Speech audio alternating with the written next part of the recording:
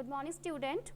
As you know that we have already started our chapter, The Red Trap, from the book Flamingo, and here I am the page number at 37. This is the last paragraph of this page.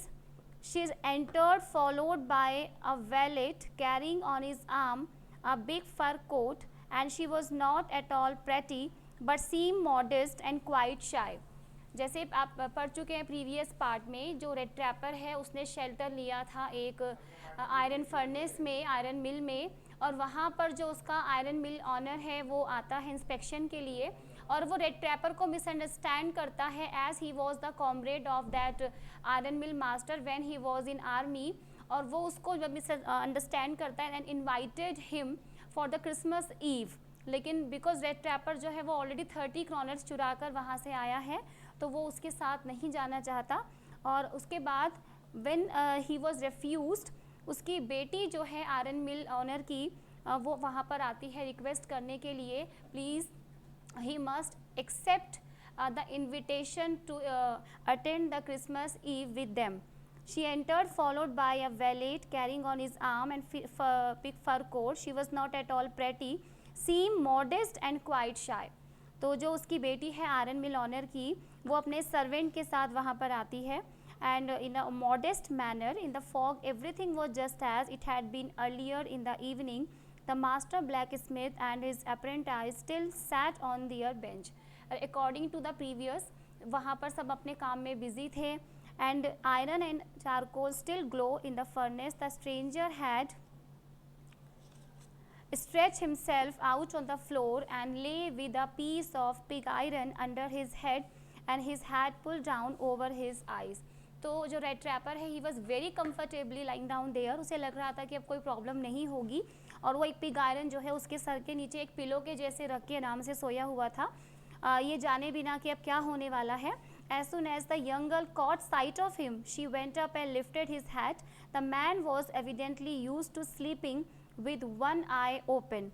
He jumped up abruptly and seemed to be quite frightened. तो जैसे ही वो modest lady उस red trapper के पास आती है, उसकी hat को हटाया, तो वो जो है उसको देख के घबरा जाता है, देखता है उसको. My name is Edla Williamson, and she introduced herself with that red trapper, कि उसका नाम एडला है. Said the young girl, my father came home and said that you wanted to sleep here in the fog tonight. Then I asked permission to come and bring you home to us. कि जैसे कि मेरे father ने बताया कि आप उनके companion रह चुके हैं, तो मैं आपको लेके जाने वाली हूँ अपने साथ, सो आप प्लीज़ हमारे साथ चलिए. She requested, and I am so sorry captain that you are having such a hard time. और हमारे होते हुए आपको इतना मुश्किल टाइम जो है यहाँ पे स्पेंड करना पड़ रहा है, इसके लिए we are extremely sorry. She look at him compassionately with her heavy eyes and then she notice that the man was afraid. तो वो क्या नोटिस करती है कि उसको देखकर और उसके इन्विटेशन के बाद जो रेड ट्रैपर है वो बहुत डरा हुआ है. Either he has stolen something, वो ऐसे डरा हुआ है जैसे कुछ चुरा के आया है, और else he has escaped from jail, या जेल से कहीं से बचकर आया है. She thought and added quickly, you may be sure captain that you be allowed to leave us just as freely as you came, only please stay with us over Christmas Eve. तो क्या कहती है एडला कि please आप सिर्फ Christmas ewe के लिए हमारे साथ चलिए, उसके बाद आप वैसे ही फ्री होंगे जैसे अभी आप हैं. Wherever you will want to go, आप कहीं भी जा सकेंगे. So it will never have occurred to me that you would bother with me yourself, miss, he said, and I will come at once. So he accepted the fur coat which the valet handed him with a deep bow. तो जो iron जो red trapper है वो उसकी request को refuse नहीं कर सका. उसने उस फर कोट को भी एक्सेप्ट किया जो सर्वेंट लेकर आया था. उसने कहा ठीक है, आई विल एक्सेप्ट, और only for once threw it over his rags and followed the young lady out to his carriage. तो उसने अपने फटे हुए कपड़ों को उस फर जो कोट के साथ कवर किया, और without granting the astonish blacksmith so much as a glance. और जो ब्लैक स्मिथ वहाँ काम कर रहा था, वेरी सरप्राइजिंगली वो सब कुछ देख रहा था कि कैसे इस रेड ट्रैपर को इतने ऑनर के साथ जो है वो लेडी अपने साथ लेकर जा रही है. But while he was riding up to the manor house, he had evil forebodings. Why the devil did I take the fellow money he thought, तो वो बहुत डरा हुआ था, उसे लग रहा था कि क्यों मैंने ये पैसे चुराए, अगर पैसे नहीं चुराए होते तो he must be feel very comfortable, और ये चोरी करी है उसने इसीलिए वो डर रहा है वहाँ जाते हुए। Now I am sitting in the trap will never get out of it, कि क्या फील करता है वो कि जैसे एक रैट के जैसे वो ट्रैप में फंस चुका है और शायद वो उससे नहीं निकल पाए।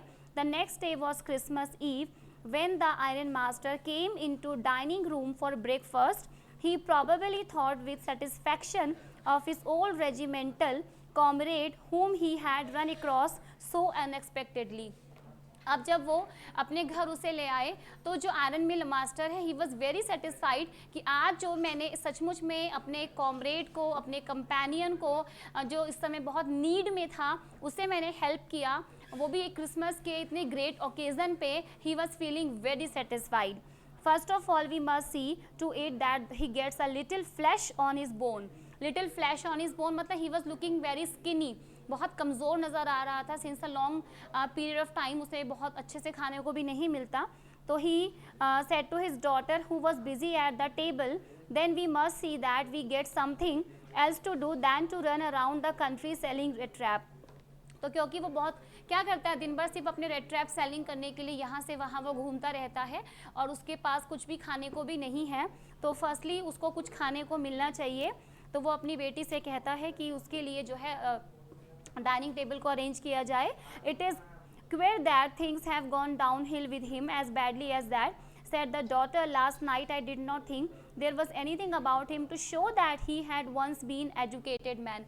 The daughter was really very much surprised as well as shocked also कि उसके father ने कहा कि once he was the companion of her father in army, but it means to say he was once in the army means to say he might be highly educated and well mannered.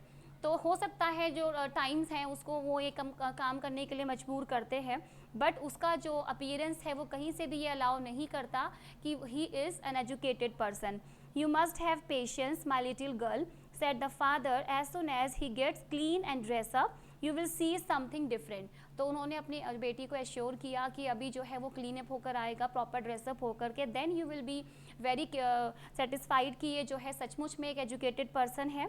Last night he was naturally embarrassed, the tramp manner will fall away from his with the tramp cloth, क्योंकि बहुत time से ये red trap selling कर रहा है like अ vagabond, तो उसके जो मैनर्स हैं, जो एजुकेटेड जो उसकी स्किल है, वो टैलेंट है, वो जो है शायद मिस हो गया है since a long period time he is living a very hard time there.